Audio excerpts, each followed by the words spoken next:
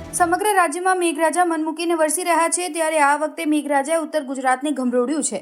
ખાસ કરીને બનાસકાંઠામાં ભારે વરસાદ વરસી રહ્યો છે। જિલ્લામાં ભારે વરસાદના કારણે નદી નાળા છલકાઈ ગયા છે, તેમજ ભારે વરસાદના કારણે રસ્તા ઉપર નદી વહેતી થઈ હોય તેવા દ્રશ્યો જોવા મળ્યા। જિલ્લામાં ભારે વરસાદના કારણે લોકો પારાવાર મુશ્કેલીનો સામનો કરી રહ્યા છે।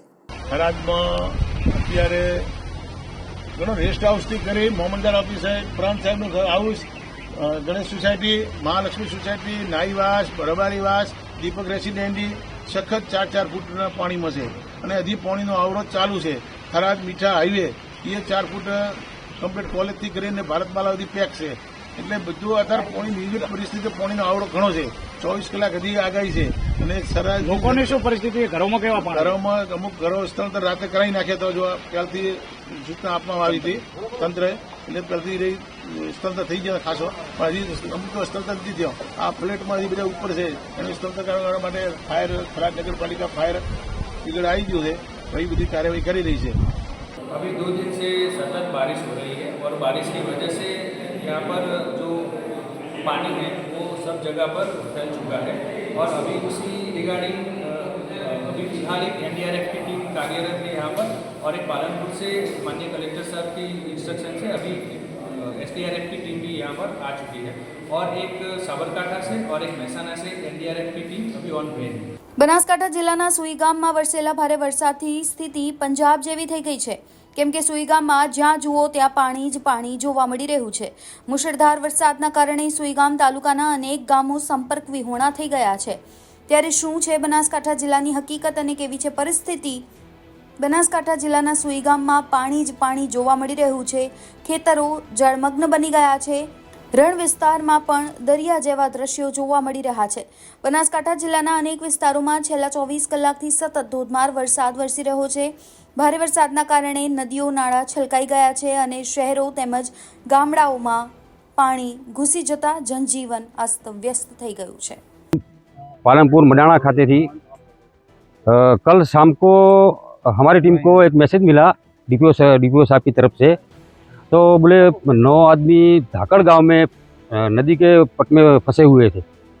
तो हम लोग रात को 8 बजे ही आ गए थे, लेकिन ये प्रवाह ज़्यादा होने का कारण हमने रेस्क्यू का काम नहीं हो सका।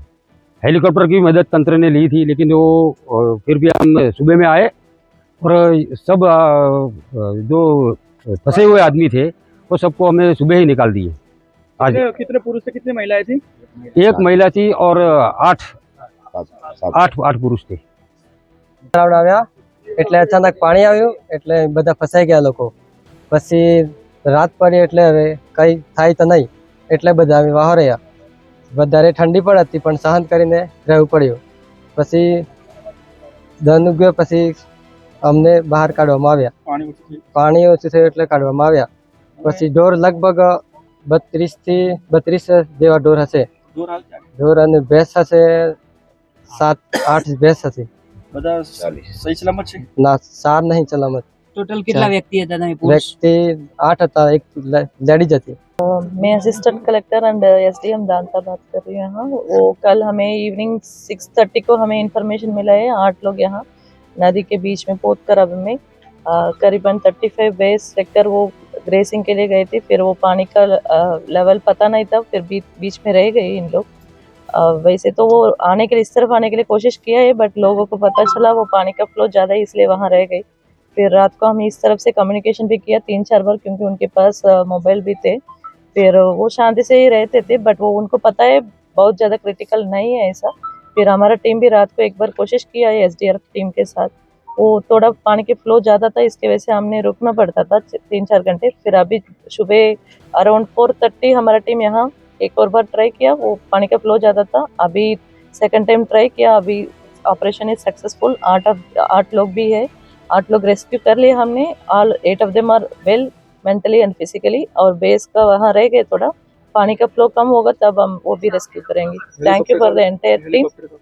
हेलीकॉप्टर कल रात को हमें पानी का फ्लो ज़्यादा था, इसलिए हेलीकॉप्टर को भी हमने दिल्ली को लेटर लिखा हुआ था और वो उसका भी अरेंजमेंट हो गया था। बट फिर हमारा पानी का लेवल कम हुआ, इसलिए हम एसडीआरएफ टीम के मदद से हम पूरा 8 लोग को रेस्क्यू किया है। मामलेदार team, police team, SDRF team सभी को हम आभार बोल रहे हैं।